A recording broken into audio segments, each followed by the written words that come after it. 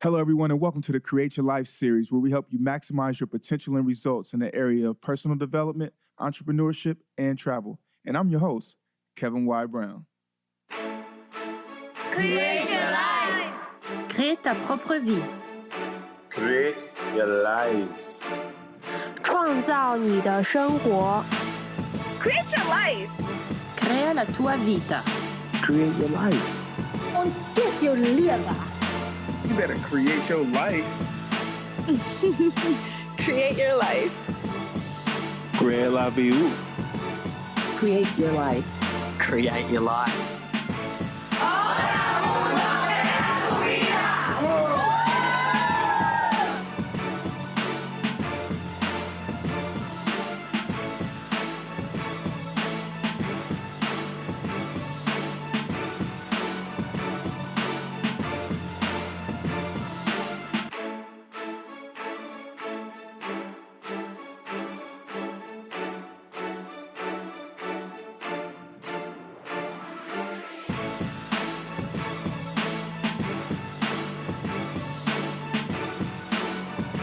Beautiful people, happy Sunday. This is the Create Your Life series. I'm your host, Kevin Y. Brown, and it is one of those Sundays where we are happy. A little chilly here in New York City, but definitely happy to be here with you, getting some of that love, showing some of that love. And, before we bring on this amazingly talented guest that we have here today, I actually want to give you a little second to catch up with me, and then I also want you to catch up with one of our team members, Miss Leah Thomas, who has just returned from a few places. So, man, Leah, tell us, where have you been over this last month? Because you've been missing in action. You know what I'm saying? Talk to us. It was only a total of 2 weeks.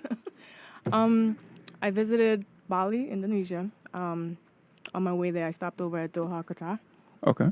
While in Bali, I went over to Gili Island as well. Gili Island. Okay. So what were some of the highlights, man? What was it like going to that part of the world? I haven't been yet. The long flights. I've never flew that long. When I got back, my ankles were swelling. But Wow. the sights, the architecture. I'm one architecture. It just amazes me. And in Doha, just flying into Doha, it was amazing. My layover was 14 hours, so I did a tour. And I went to the mosque and other places, but their architecture, like I'm saying, is really, really breathtaking. Their airport is also amazing. There's so many different things. For people who haven't flown, you probably think JFK is a big thing, but it's really not. Their airport is huge. There's restaurants. They have statues and stuff where your kids, it's like a little mini playground where your kids can actually just go and play. You could just sit there and chill. It's like a theme park. Yeah. Wow. They have air trans inside. I'm like, oh my God. I'm literally walking like a tourist in 42nd Street in the airport. It's funny because New Yorkers are very, very, as if they've seen they it all. don't, yeah, they don't like tourists. So it's funny for you to be a tourist there. Well, shoot, Leah, we are so happy that you are back with us. And, we love you here at the Create Your Life series. So definitely thank you for sharing with us a little bit about your travels. So No problem. Thanks for the opportunity. of course, always.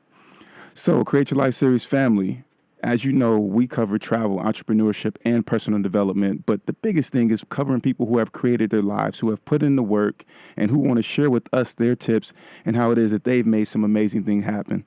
And so I actually want to introduce somebody to you who I have seen this guy's journey. We actually went to college together. So I want to bring in this guy who has been in different films and things like that. Justin Hires, please say hello to the Create Your Life series family.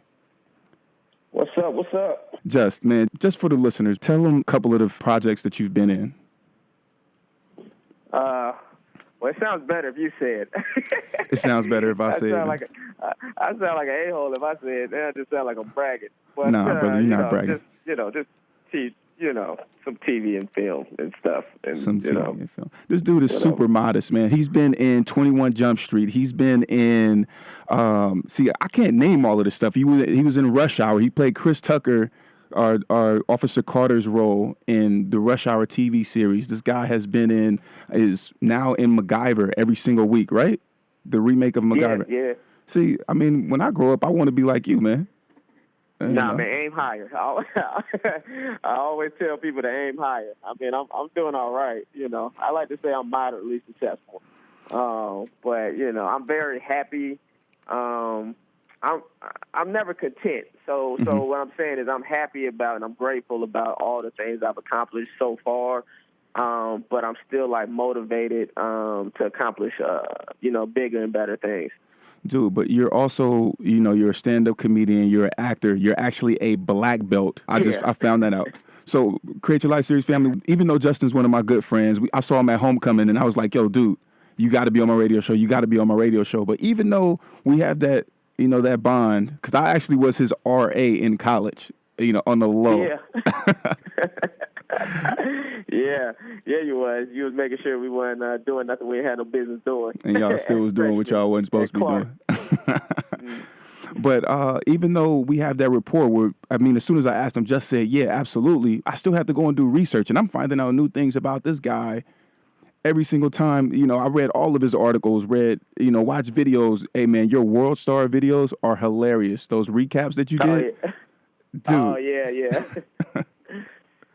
Yeah, man, shout out to Q. Q from World Star just passed, man, the dude that created World Star. And I posted a picture on my Instagram because when I first moved to L.A. and I wasn't on TV, I hopped on YouTube. And I was like, let me just find a way to show people my talent and just to be seen any way possible. And so I started doing YouTube videos, and World Star, before there was World Star, used to snatch my videos off of YouTube without my permission, and they used to post them on their site. And that was back in the day when they weren't big. And so I would hit up World Star and be like, hey, man, y'all need to compensate me for my videos. and then I stopped making YouTube videos for like 2 years. And then I started seeing like people getting deals off of YouTube. So I was like, let me go back and make some more YouTube videos. And by that time, World Star had become big. And so then I had to go back to World Star, email them all humbly, and be like, hey, man, would y'all please post my videos again? Had to take the hat off and put it on my chest. Like, hey, y'all, I appreciate that y'all would post my videos. And so, yes, I've always they've always posted my stuff. They never asked me to pay money. I know some people have to pay money to get their videos on World Star. So, shout out to Q for opening that door.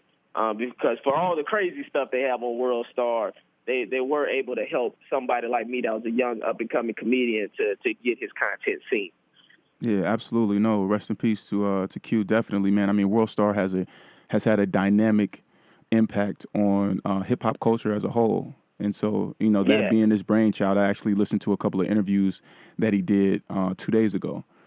And where he just talked about, that he saw video coming and that he saw that this was going to be the next wave of the future and things like that, and that he really wanted to get in position. And he's actually self-made from Queens, Haitian, and was doing all these things to give back to the community. So definitely, man, great legacy. So just, I want to take it all the way back, man. There's a story that your mom wrote about, or that your mom was being interviewed, and she said about you. You were ready to move to L.A. at what age?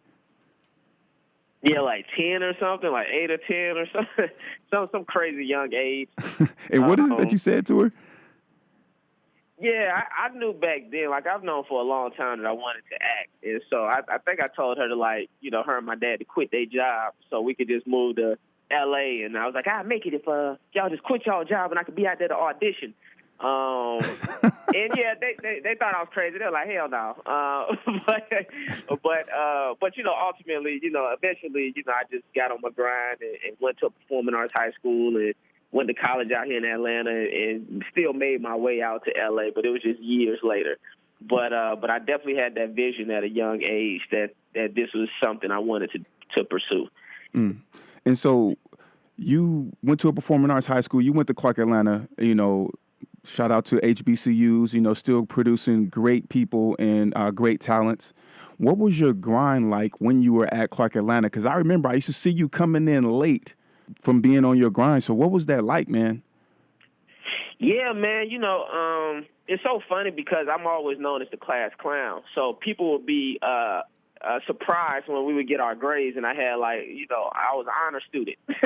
So even though I would wild out in class, telling jokes all the time, I always still made sure to get my work done. And I just always felt and believed if I did what I needed to do in college, I would have a job set up for me after college. But even though I always knew I was going to move to LA, I still believed if if I did everything I needed to do as a student, on campus and off campus, whether that was interning or booking little roles here and there, that I would have a good job ready for me after college. And that's exactly what happened. So when I was at Clark, I think freshman year, I kind of interned with a guy that worked at V103. It wasn't officially with V103. And that's a radio station, right?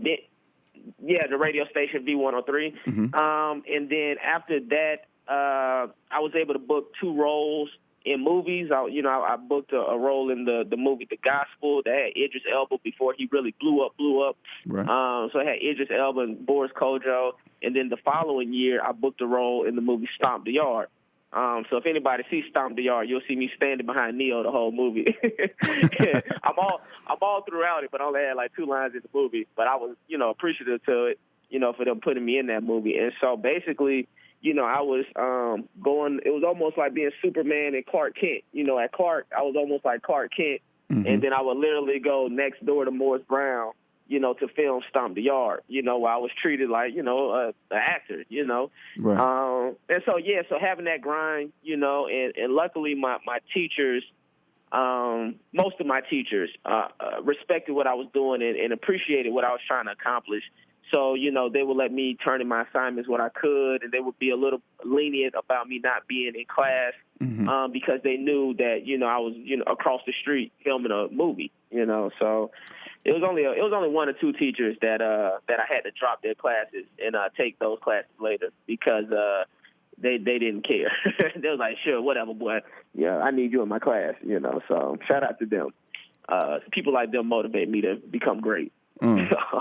Nah, man, that's so huge what you just said. Definitely people who aren't believing in the vision, they motivate you to become great so that you can show them that, they should have been invested the entire time. Exactly. You said only 2 teachers weren't supportive. Was there any type of negotiation that took place before you dropped the class, or like how did you go about doing that? I remember there was one teacher specifically. I forgot his name.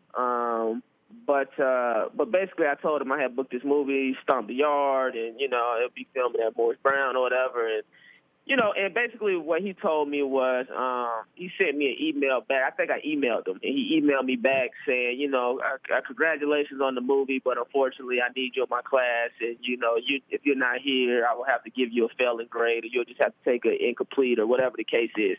And so I emailed him back. I said, you do not have to send me any false sense of congratulations about my accomplishments. I mean, I basically, I went hard in the paint on the email. And I basically let him know that you don't believe in me, and the whole point of going to college is to obtain a job, really. And so here I am doing something that's giving me an opportunity to make some type of way in the career field that I'm pursuing, and you're not being receptive to it, and you're not really doing anything to really help me get my career to the next level. So, it was basically, I said it in a very nice yet disrespectful way when I think about it, because I was 19 at the time. but I was an adult, and I was in college. I was educated. So, but I didn't use any profanity or anything like that. It was very professional. But it was also to let him know I realize you don't see my vision. You really don't believe in me. You're not really happy for me. And, it is what it is. So I have to drop your class, and I will go off and be successful. Got you. So that was one situation of you overcoming. So my question to you is, how many hours a day were you actually on set for those different movies? And, how did you go about finding study time in between there? Man, I don't know. The crazy thing about movie shoots, I mean, it just depends on how many scenes you have in a day. So I wasn't the star of that movie, but I think I spent maybe a month. We had a month of choreography. That was the hardest part about Stomp the Yard, at least. You don't know how to dance, brother? Brother, you don't know how to dance? Oh, yeah, I could dance. I could dance good enough to get booked for a movie. But, I'm not like a professional. I'm no Chris Brown or nothing. But, I mean, I'm no Usher. But, I was able to dance, good enough to get in film. So we had a month of choreography and then a month of shooting for my scenes. And I don't know, time one said it could be anywhere from 6-8 hours to 12, 13, 14, 15 hours. Gotcha. It just depends on how many scenes you have scheduled that day. And I don't know, man. When looking back, I really have no clue how I did my work. I Right. just You got just it committed, done man. somehow. Find a way to make one. Yeah. So Find a way to make one. I remember when I was your RA, you used to come back late, and you would be coming from the comedy club. Coming back into the dorm, and I'll ask you, yo, Just, where you been, man? And you'd be like, yo, man, I just, was out at this place, performing stand-up and things like that. So how many hours were you working on your material before you were actually get into the club? Man, a lot, man. I mean, they say you have to put in 10,000 hours. Right. To I guess achieve whatever you're trying to achieve or become good or great at whatever you're trying to whatever professional career field that you're in. And I would have to say that's true for me. Because honestly, most of the times when I was going out to these comedy clubs in Atlanta, they weren't always putting me up. Sometimes they would put me up. Typically, I would go there and they would already be a lineup or, they didn't really know me. Or if they did get to know me, it's still like these other bigger name comedians were performing. So the times that I wasn't performing, I was just watching and observing. Seeing what I liked about certain comedians, what I didn't like about certain comedians, what certain crowds laughed at, and was kind of doing homework and research, observing at times too. And then other times they did let me get up and I perform. But, so I did that somewhat, but I always tell people I feel like I didn't really start doing stand-up until I moved to L.A. in 2007. Because Okay. when I moved to L.A. in 2007, that's when I was able to really pursue it full time. That's when I was really going to the clubs, 6-7 times a week, performing maybe once or twice, even if it was at an open mic, at least just getting up and working on my material. And from there, just the material grows. You see what jokes work, what jokes don't work. You record your sets, and then you just try to make it as great as possible. I wanted to say this. I actually had the opportunity when I was in LA on a speaking engagement. I hit Justin up. This is a couple years back. You hadn't even booked the Rush Hour or the MacGyver TV series at that point. You had been in a few more movies, and I had the opportunity to come down and see you for stand-up, man. And I was like, yo, this dude is awesome. He's amazing. Like, I was laughing. I don't really laugh at comedians personally. I just, I just don't be thinking that they'd be funny. And dude, you were amazing right there. And I was like, bro, I stayed after to talk with you. And I was like, man, bro, you got the juice. So I had to say that, bro. man, because I was very happy to be able to support you. I appreciate that. I think, especially on the nights I'm really on, I think everybody's like surprised at how good I am. Because, you just don't expect it. And it's something I'll give you a quick story. The reason I went on tour with Affion Crockett is because Affion Crockett was the first person to take me on tour to feature for him. And it was because he was seeing me. And this is Affion looking at all the comics in L.A., but he saw something in me that, like, this dude has it, for the feature for me, And so I always commend him for doing that. But, again, it's one of those, like, oh, this dude is actually funny. And then even D-Ray Davis, D-Ray just told me this. He took me on tour with him, so I did a couple of dates with him. Okay. And he even told me, he was like, honestly, he said it in the interview. That's the only reason why I'm sharing this. He was like, even when I booked Rush Hour, because every comedian auditioned for Rush Hour, musician, and all these guys auditioned for that Rush Hour TV series. And he was like, when you booked it, I was like, I know this Negro ain't funnier than me. I know he ain't funnier than me. But he even said, when he saw the TV show, he was like, oh, this dude is funny. And then when he saw my stand-up, because I think that was his first time really seeing my stand-up featuring for him, and he was like, oh, this is kind of funny, So basically everybody listening, when I come to your city, you make sure you come see me, because you'll probably be pleasantly surprised. Okay, so I want to back up a little bit, and I've talked to you briefly about this the other day. Before you moved to LA, before you made that jump from the A to LA, what was that conversation like for you? How did you prepare yourself and say, you know what, I'm going to take this chance and I'm just going to go all in. It's going to be whatever it's going to be. What was that conversation like? Yeah, man. Well, honestly, it goes back to just believing in yourself. And it goes back to actually what I said earlier. I felt like if I did what I needed to do in college, I would have a job waiting for me after college. That's exactly what happened. So I did what I was supposed to do on campus. I got an offer to be a video jockey. That's when video jockeys was popping. Anybody young, right? But that's when they used to play music videos on TV, and they had hosts to like throw kind of like 106 and Park and TRL and all that stuff back in the day. So MTVU was the college version of MTV. MTVU, and they offered me a job to move to New York and be a video jockey for the network. So I was still a senior in college, senior at Clark, about to graduate in a couple of months, and here I am, have an offer from MTV to be a video jockey. But I knew in my heart I wanted to do stand-up and I wanted to be an actor. Back then, it was hard to be a host and considered an actor. Now, everybody does everything. You see A-list actors doing commercials now. So it's changed. The landscape has changed now. But almost 10 years ago, when this opportunity came about, if you was a host, you was just a host, almost. And so I had to just believe in myself. So I really prayed about it and really, thought what's going to really make me happy, and I realized at the end of the day, my happiness is worth more to me than money. So I turned down the contract. I'm sure the people thought I was crazy at the time. and I moved to LA. I only knew 2 people in LA.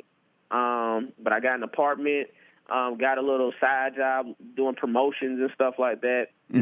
Just passing out gum and stuff like that for like different companies and stuff like that. And just got on my grind and eventually, landed a commercial agent and started booking stuff. Started doing my stand-up and, but it was really like like I was telling you, man, I feel like fear holds people back. Absolutely. I think fear is the number one reason why people don't set off to accomplish their dreams. I don't know people in that city, or what if nobody come to see me perform, or what if I try and I fail? But, anybody that's ever accomplished anything great, there was a lot of failure that went along with it. Michael Jordan says that anybody will say that. Kevin Hart, struggled for years before he popped. He'll talk about that. Steve Harvey will talk about how he slept in his car. Tyler Perry said how he slept in his car. So I think people need to always remember that instead of letting that hold you back. If you do fail, you are going to fail. But when you do fail, take those lessons, learn from them, and then use that to help take your career to where you want it to go.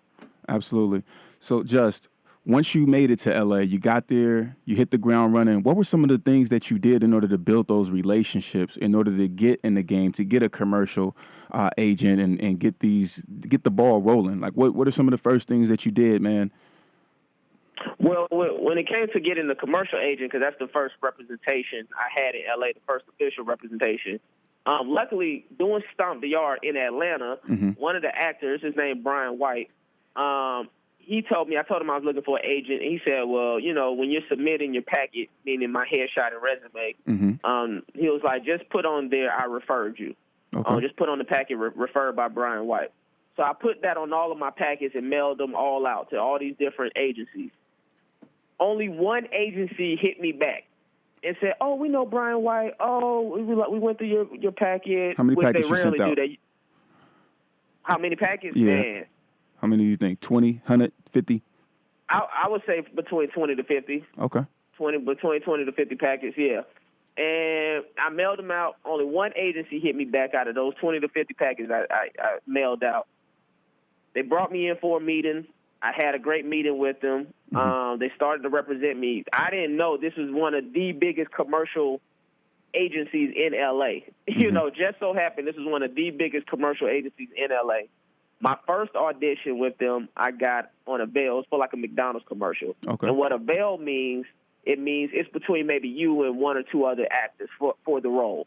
And so a veil is short for availability. So they start checking your availability, make sure you're available to act in the commercial on these specific dates, et cetera, et cetera. So my first audition with them, I got on the veil. So they was like, holy crap.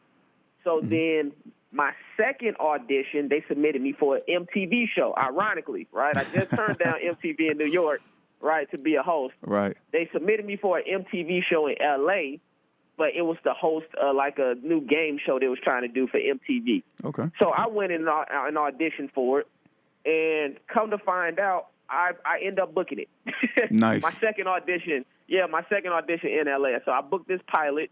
For anybody that don't know what a pilot is, it's the first episode that a show makes. So before any show you see on TV, there's the pilot. That's the first episode. And then from there, the networks watch the pilot and decide whether or not they want to film more episodes. So anyways, I shot the pilot for MTV. The show didn't get picked up. Cool. That's all good. You know, the show didn't get picked up. But at least now my commercial agency felt comfortable with me to start referring me to other people. Right. So my commercial agent referred me to my manager. So then I got my manager. Then my manager referred me to my lawyer and theatrical agent. You see what I'm saying? And so that's how I started building representation. Now, you know, but it all started with submitting those packets and and booking something. Wow, that's a great streamline right there, man. I got to ask a question. You just said that you have an attorney as an actor. How important is it to have an attorney? And, you know, is that something that actors usually have? Like, how's that work? Yeah, I think it is important. I mean, I was told, you know, a good attorney major thing is to help you get out of contracts. Gotcha. You know, so we all do contracts. You know, and usually your contracts it encompasses, you know, trying to get you more money, trying to make sure your situation is right. When it comes to, you know, maybe living situation if you're out of town, or if you, let's say you're shooting something in New Orleans and you want to make sure you have a rental car, you know, all these different things like that. You know, if you're shooting a TV show, let's say like me, MacGyver, you know, maybe have it in your contract where I could still go do a movie, you know, in there. Like, all right, he's doing MacGyver, the TV show, but at least in the summertime, he's able to go do a movie, or as long as it doesn't affect his schedule, his MacGyver schedule. Gotcha. You know, so all of those things is what a lawyer helps you with. And then ultimately, you know, a good lawyer, for whatever reason, let's say your situation isn't working out with, you know, whatever show you're doing or movie you're doing, hopefully a good lawyer is able to kind of get you out of that situation legally, without you and whoever having to go to court and you know, have all that stuff go on. Okay. Well, Just, man, I appreciate you answering that question. That was huge because I honestly, you know, when I'm thinking of being an actor or somebody's an actor, I never think about the legal aspect of things. And so I feel like you just shed a lot of light on things for us here as listeners in the Create Your Life series family, anybody that's looking to become an actor or actress. You actually got some people, man, from Brawley Hall. Donald Montgomery is tuning in on Facebook Live, man, and he's saying, yo, good stuff, Justin. Glad you two are, you know, able to talk. And he's like, he didn't know, you know, he had the show. So just, man, you getting love on here, man. Hey, man, shout out to Donald, man. Me and Donald go back. Yes, sir. And, shout and out to then Donald. Yeah, man. Nick Rouse is on Facebook Live, man. He's saying, yo, Justin is talking real stuff right now. He's like, hashtag true facts, man. They loving you on Facebook Live, brother. So we're going to... good. Shout out to Nick, man. Yes, sir. We're going to cut to a quick musical break, man. Then we're going to bring you back, man, and find out some more about how you made your way out in L.A. So, beautiful people, stay tuned. You can reach us here at the studio, 212-650-6903, if you have any questions for Justin. Also, you can hit us up on Facebook Live, facebook.com/KevBrown1. Leave a comment. Let us know how you're feeling if you got any questions for Justin, and we will be sure to make sure that your voice is heard. We are here with the talented Justin Hires, who is really giving us the inside scoop on what it is to be an actor in Hollywood, how he made his way out there. So, Justin, are you here with us? Yeah, I'm still here. Man, so happy to have you back, man. I mean, just to have you on the show, period. I'm like super humbled, bro. When we left, you were telling us about the importance of having a lawyer and, you know, the different things that you need your lawyer for in order to make sure that your career is sustainable. My next question to you is, how do you sustain the relationships with the different agencies if you decide that you're not going to work with somebody, if you don't get a project and things like that? Because I know that one of the biggest things is being an actor is similar to gigging, right? You're as great as your last gig. So how do you sustain relationships and make sure not to burn bridges? Man, what I've learned in Hollywood is there is no way to not burn bridges. Wow. It's just impossible, bruh. Because, you know... That's one of the biggest things that I've learned. All you can do is do your best work, treat people nice, be professional, be on time, treat people with respect. And even within doing all of that, if you don't do everything that somebody else wants you to do, their feelings will get hurt, period. You feel me? So there's going to be some people that understand, okay, he don't want to do this, but he want to do this, or whatever the case, I just don't feel comfortable doing that. And there's going to be some people that understand it and be like, cool, I respect that, and move on until they want to approach you about something else. And then there's going to be other people who just get blatantly offended and be, who do you think you are to say no to me? You feel me? And then it is what it is, you know. So it's a tricky thing, man. But like I said, the best thing you could do is just be professional and be nice to everyone. You know, that's one of the biggest things I always practice, is to be nice to people. One, because it's the right thing to do as a human being, and two, because especially in Hollywood, you don't know where somebody's going to be at in their career 3 years from now, 5 years from now, 10 years from now. So the same person you was just talking crazy to, you know, because let's say there was just a little clerk at an agency, that person may now be the head of the agency 5, 10 years later. You might need them. You might need that person now, you know. So that's why, you know, I just treat everybody nice and with respect. But yeah, man, I mean, bridges will get burnt, period. I don't care how nice you are. Somebody's going to get offended. Right, because it's a lot of ego at play, it sounds like you're saying. Exactly. It is a lot of ego at play. Okay. Exactly correct. So you're talking about people moving and changing positions, and I know that things change. Like you said, you know, there was a time where A-list actors wouldn't do commercials and things like that. How do you personally keep up with the changes that are taking place in the industry? Man, you know, it's tough. You know, a part of you want to make sure you're staying relevant and kind of keeping up with the times, and then another part of you is saying, well, I have to be true to who I am. For instance, you know, I was on YouTube before this Facebook and Instagram and Vine. Before all of that was popping, I was on YouTube doing that stuff. Before all these other videos, I was kind of ahead of the curve when it came to that. Right. However, in the midst of doing those YouTube videos back then, I felt like I wasn't growing as an actor and as a stand-up comedian. I moved to L.A. to be an actor and a stand-up comedian. I didn't move to L.A. to be a viral sensation.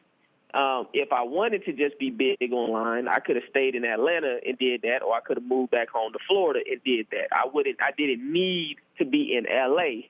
to be on YouTube. Right. So when I kind of put that in perspective, I was like, well, let me put down YouTube and let me start just focusing on my acting and stand-up, and then I got better in my acting and stand-up. So basically what I'm saying is, you know, you kind of got to survey the landscape. So even now, I just bought a new laptop because I'm going to start putting back out content on YouTube, but it's probably not going to be sketches. It's going to be more like behind-the-scenes stuff, you know, me on the road doing stand-up and interacting with fans and supporters. You know, when I'm doing interviews and stuff like that, it kind of show kind of the behind-the-scenes life of what I'm doing to get to where I'm trying to get to in my career. So you kind of like, you know, if you don't evolve, you will die off. That's something that I always tell my homeboys that. and anybody. You know, if you don't evolve, you will die off. So you can't. So that's why you see a lot of old heads sometimes. These kids on Instagram and these kids doing this, and you know, we didn't have YouTube back in my day. And it was like, yeah, well, nobody's talking about you because you're not evolving. You know, you're doing what people used to do back in '93, and that's why your career is stuck in '93. You feel me? So, Man, that's gold right there. Yeah, so you got to keep all that stuff in perspective. So like I said, that's why I still post on Instagram. You know, I don't have as many followers as I could have. You know, if I was putting out a Instagram video or a Facebook video every day or a couple times a week, my followers online would be much greater. But what I realized is in Hollywood, actors still have, TV actors, movie actors, they still have more cachet than the online community. And so it's still easier, no matter how many followers people have online, if you get a good actor like, let's say, a Michael B. Jordan, you know, or Chadwick Boseman or Anthony Mackie or anybody of that kind, Seth Rogen, it's going to be easier for them to get TV and films made because their cachet in Hollywood is higher. They're valued higher. for, in Hollywood. And so that's the route that I'm trying to go. I want to have TV shows that I'm producing and starring in. I want to have films that I'm writing and producing and starring in. And so because of that, that's why I'm going the route that I'm going, which is more the TV film route than just, really strictly online. So to me, what it sounds like you're saying is you rather have a catalog / body of work over followers because of the landscape and what it is that you're trying to accomplish with your career. Right. Absolutely. Absolutely. Okay. Because I feel like this, if you do great work, the followers will come.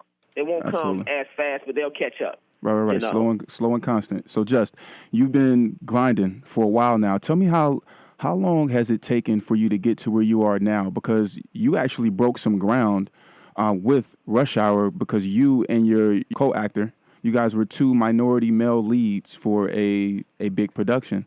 How long have you been grinding before you've reached this level of success? How many years have you put in the game in? Yeah, man. I mean, I would say professionally, it could be anywhere 14 years maybe. Wow. Professionally, and then I would think it's even longer than that. It's probably 17 years if you want to add in my high school years, going to performing arts high school, that I've been, I did my first commercial in high school. It was a McDonald's commercial. Wow. So I did that while I was in high school, and then, moved to Atlanta and booked the gospel and stomped the yard, so yeah, man.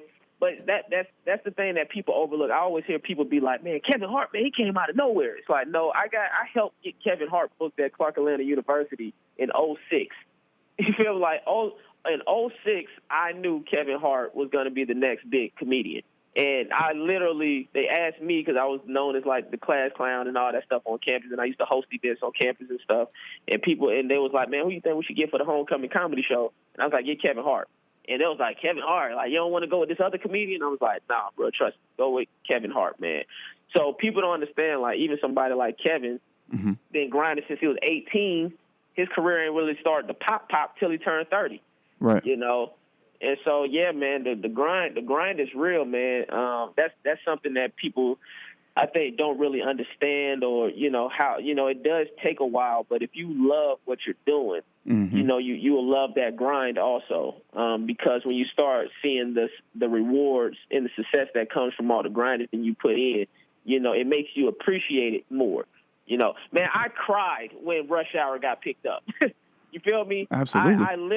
I literally cried because, just like you said, they rarely allow unknown minorities to lead a network show. That's what was blowing my mind when I saw negative comments when people saw just a trailer for Rush Hour. Right. Oh, who this ain't Chris Tucker, this ain't Jackie Chan. Who do you think he is? It's like, yo, you are missing the bigger picture. The bigger picture is, one, there's a young African-American working on network television. These are the same people that's talking about Oscars so white, and then here is a young black dude on network TV, and instead of you pushing it, you talking trash about it, right? Gotcha. But the point is, it's like, here's our 2 unknown minorities that's leading a network show. Taraji P. Henson and Terrence Howard had to be Taraji P. Henson and Terrence Howard before they got Empire. Right. You see what I'm saying? Absolutely. Viola Davis had to be Viola Davis before she got her show. Karen Washington had years in catalogs of movies before she got Scandal. So for them to be like, yo, we gonna let this unknown black dude and this unknown Asian dude, to lead this network show, it's like, man, you got to just kind of sit back sometimes and realize, like, oh, that's pretty big, like, and support those things.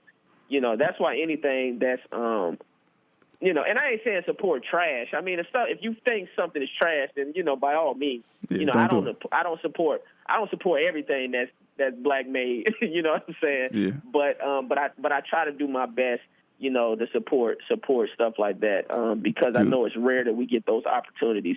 So, like, Insecure on HBO in Atlanta, and shows like that, I definitely try to support, and the shows that's on I try to support those shows because I know the struggle. You said something that I thought was hilarious. Oh, I read it. You and Kevin Hart share the same stunt double? Oh, yeah. Yeah, we do. Dude, yeah. What is except that? Except when Kevin Hart needed him, and then he was gone. He was like, all right, I'm out of here. then he would go and be with Kevin Hart. Yeah, man. I mean, hey, short dudes are in. Y'all in style now? Huh? I said short dudes. Y'all in style now? Yeah. It took a while, but we got back. We had Martin, and Martin, went off, and then we had Kevin. Hopefully I'll be next. Yeah, man. You gonna be next, but bro. yeah, man. Okay. Yeah. But he's a good dude though. His name Jay. But he's a real good dude. But in Rush Hour, I read that you do like something like 80% or 60% of your stunts in that or something like that. What was it? Yeah, I did about 80% of my stunts, Wow. maybe 85% of my stunts for Rush Hour because, like you mentioned, I am a black belt, so I am, naturally athletic, and I did, technically have, fight training, Right. and so for the most part, I did most of my own stunts, unless it was something like super, super crazy. Okay. But for like the first episode, they had a dude jump. They had my character jump from a helicopter into a pool. I see now. I wasn't doing that.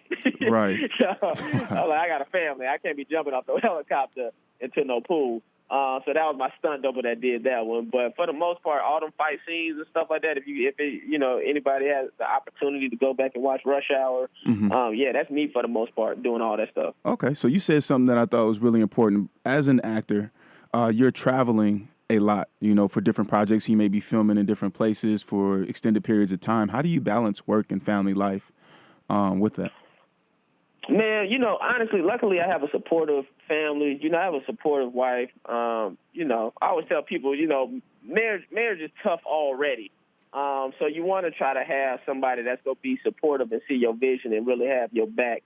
And I have a daughter also. Okay. And so, yeah, man,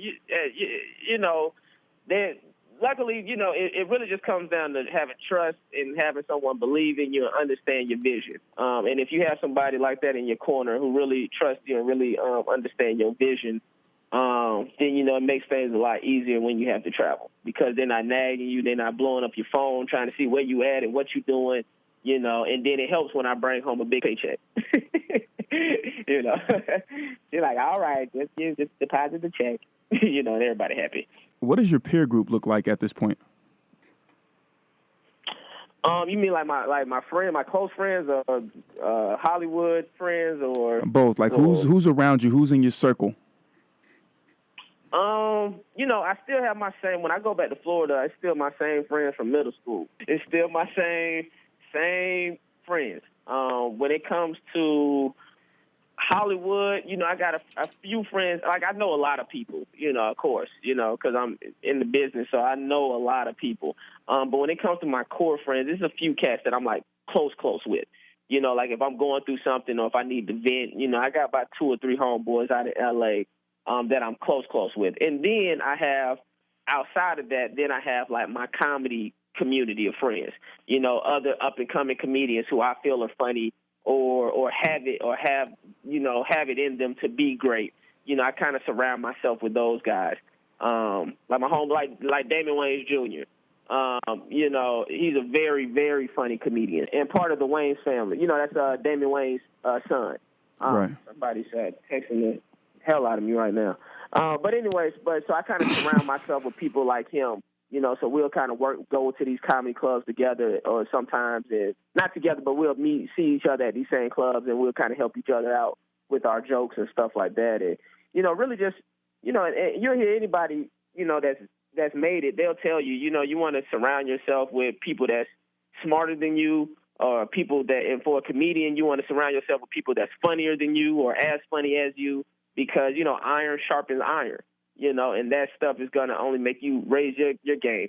For instance, I'll give you an example, going on the road with Afion Crockett and D-Ray. Now, when it's among my peers, you get me on the right night, and, I'm a hard act to follow. It is just what it is. But then I get on tour with Afion, and I get on tour with D-Ray, I got to step my game up because these dudes destroy. Like I kill, they destroy. So, it's like I'm trying to get to that level when I'm destroying every night. And so, being around those guys, help make me a better artist and a better comedian. How do you stay motivated knowing that you're not on their level yet? And, if you go behind them, you might not have the best night. Like, You know what I mean? Or you might not be as great as maybe if you went before them. How do you stay motivated knowing that you still have levels to climb? Man, it's one of those things. I think some people just got it in them and some people don't, man. And hopefully some people, if they don't have it, they could see something that'll spark something in them to get it. And really for me, it's just ultimately I see what the end goal for me could be. You see, like I see all the things that I feel like I'm capable of achieving. And I know the only way for me to achieve that is for me to become the best version of myself as possible. So for me to become the best screenwriter as possible, for me to become the best actor as possible, for me to become the best comedian as possible. And so when I see what I always tell my friends, here goes a big tip, man. Some people see people that's better than them or more successful than them. Most people, and I'm going to say 90% of people, get jealous by that. They see somebody that has a better career than them, they're funnier than them, they're a better singer than them, better actor than them. They look at that person, they get envious, they get jealous. Then there's the 10% of people who see those people, and that motivates them to be great like them. Right. So instead of me getting jealous and envious of a D-Ray and Afion or even a Jamie Foxx or Kevin Hart, that's why you look online, you see all these comedians talk about Kevin Hart. He ain't this, he ain't that. Use that as motivation to get to his level. See, he don't have time to talk about them because he's too busy accomplishing. You see, when you're busy accomplishing, you don't have time to talk about people that's not doing as well as you. So when I see these people, when I see the Kevins and the Steve Harveys, and when I see the Denzel Washingtons and the Jamie Foxxes, and even when I see the cast of Straight Outta Compton, as a young black actor, I auditioned for Straight Outta Compton. I didn't get the part, but I see the movie. I'm like, dang, them boys killed it, man. I applaud them gentlemen. Absolutely. And I say, yo, I need to get on that. You know what I'm saying? I need to step my game up so I can get to that level. So I look at those people, and I don't let it discourage me. I use all of that as motivation to be successful and take my career to the next level. Okay. So, Just, what are you currently working on, or what do you have coming up? Next up, so I got some projects waiting on some contracts to go through, so I can't talk about those yet. Okay. And then but I am going on tour this summer. So now I'm talking with my stand-up agents right now, and getting that situated. So right now, I know I already have Chicago lined up this summer. You coming to New York? Seattle. Coming where? You coming to New York? I hope so. Maybe I'm trying to see if they're going to get me booked at Caroline's. Man, come on, man. For the we weekend. need you here. Yes. Yeah, man. So I'm trying to do in the New York studio? and like D.C. and all them places. But I think I'm going to do it Atlanta. So, yeah, man. So that's the next thing that I'm really, focusing on is getting back to my stand-up. Because when I'm doing MacGyver, I don't really have time to do my stand-up. So I definitely plan to go on the road headlining. I'll be headlining, so I'll have a feature act. Okay. Last question. Yeah, so that's what I'm doing. Last question. What 3 things would you tell someone looking to create their best life? 3 things. Number 1, like I said, don't let fear hold you back. Number 2, like I said, be nice. My dad always taught me, don't let your attitude affect your altitude. And a lot of people let their attitude get in the way of other opportunities and blessings that could come their way. Just because, something happened and, they didn't handle the situation correctly. So don't let fear get in the way of you pursuing your dreams. Be a good person. And, me personally, man, God, at the end of the day, I'm a believer in God, man. I believe in praying, and I believe in speaking things into existence. Speaking into existence, but also put in the work. To make sure that you're giving yourself the best shot to accomplish all of those things that you're pursuing. How can our listeners, the Create Your Life series family, how can they keep up with you, man? What are your social media handles, YouTube page, all that? Yeah, website? So all my social media is all Justin Hires. That's it. One word, Justin Hires. So like tires, but with an H, Hires. Okay. And then my YouTube is Just Justin TV. And I'm gonna start back. Like I said, I'll probably keep it the same. But in any case, my YouTube is Just Justin TV. And like I said, I'm about to start posting some content on there in the next few months. So look out for that. hit that subscribe button. Yeah, hit that subscribe button. Well, beautiful people, we had Justin Hires on. Justin, thank you so much for being with us today, man. We really appreciate you. Hey, man, thanks for having me. And keep doing your thing, too, man. Like I told you, man, I agreed to this, man, because I see you on your grind. And anybody on that grind, I always do my best to try to support it, So, man, you keep doing your thing, too, bro. It's a great thing that you're doing. Thank you, man. Appreciate that. Very humbling. And as always, brother, be blessed. We, Create Your Life Series family, are going to cut to a quick musical break, and then we're going to come back with that recap of all of the jewels and blessings that Justin Hires has definitely dropped on us. And Justin, also, you on MacGyver now, man. When does it come on? Oh, yeah, MacGyver, Fridays. Matter of fact, it's a new episode this Friday. I don't know when you're putting out the official podcast or whatever, but Fridays, so every Friday, 8 o'clock on CBS. The number one show, Fridays, 8 o'clock. We only average 10 million viewers, little Something like. After 7 days, little something, little 10 million viewers. So y'all make sure y'all check that out, man. Fridays, 8 o'clock, CBS, MacGyver. I play his best friend on the show. And it's going good. Okay, cool. So Create Your Life Series family, we will be right back. Beautiful people, we are back. This is the Create Your Life Series. I'm your host, Kevin Y. Brown, and we just had the opportunity to have on comedian and actor Justin Hires. And while on the show, Justin definitely dropped some jewels on us. And so I want to give you this recap. And, man, this dude, I feel like he gave us a lot of insight into the acting game and into Hollywood that you just normally wouldn't have access to or be able to learn and find out about. So here we go. He said that, fear is the number one reason that people don't achieve their dreams. So Create Your Life Series family, we're going to go out there, we're going to create our lives, and we're not going to pay attention to fear because fear is false evidence appearing real.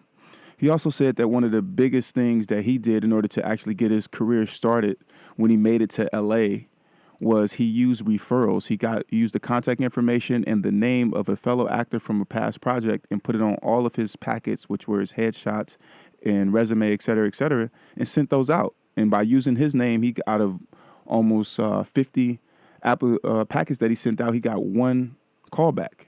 And they said that they knew the person who he had put down as his referral. So I want you to definitely use those referrals in everything that you're doing. He also said that he has an attorney, and that attorney plays a very, very important role in what it is that, acting is, especially in terms of negotiating contracts, getting you in and out of things, in and out of situations. He also said that you should always be professional and be on time, and that there's really no way not to burn bridges, but it's always important for you to do your best and to do what matters to you, because some people's egos are going to be involved in what it is that you're doing if you say or do something that they may not like.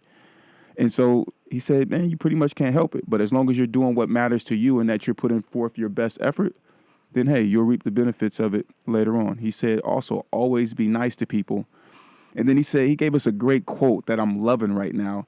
He said, if you don't evolve, you will die off. So you can look for that on our Wisdom Wednesday posts, definitely. And he said that he is more interested in having a catalog and a great body of work over having social media followers. He said that the followers will come if you are great at what it is that you do. And then I asked him, I said, man, what are your 3 things that you're going to that you would tell someone who's looking to create their best life? And he said, number 1, don't let fear hold you back. Number 2, be nice to people, of course. And he said, have faith in a higher power and also speak things into existence. And then that 5th thing that he gave us, because he gave us a little bit more, he said, put in the work. And he said that in order to get to where he's at right now, he's been putting in 14 years post high school because he was always that focused. And actually, that has been 17 years if you include high school because he booked his first McDonald's commercial there. So Create Your Life Series family, be blessed and continue to make a difference in your own life and in the lives of others. Beautiful people, if you enjoyed this episode of the Create Your Life series, be sure to download it from our podcast, which is available on createyourlifeseries.com, iTunes, Stitcher Radio, and Google Music. Also, be sure to leave a review of the podcast. You can catch us live on Sundays from 5:30 to 6:30 p.m. Eastern Standard Time via 90.3 FM in New York or on Facebook Live at facebook.com/KevBrown1. We encourage you to participate in the conversation on Facebook or call in at 212-650-6903. Follow us on Instagram at CYLS Series and at Kevin Y. Brown. Be blessed, and we'll see you back here live next week. Beautiful people, if you enjoyed this episode of the Create Your Life series, be sure to download it from our podcast, which is available on createyourlifeseries.com, iTunes, Stitcher Radio, and Google Music. Also, be sure to leave a review of the podcast. You can catch us live on Sundays from 5:30 to 6:30 p.m. Eastern Standard Time via 90.3 FM in New York or on Facebook Live at facebook.com/KevBrown1. We encourage you to participate in the conversation on Facebook or call in at 212-650-6903. Follow us on Instagram at CYL Series and at Kevin Y. Brown. Be blessed, and we'll see you back here live next week. Create your life. Crée ta propre vie， Create your life. 创造你的生活。 Create your life. Crea la tua vita. Create your life. Ontsteek jou lewe. You better create your life. Create your life. Create la vie. Create your life. Create your life.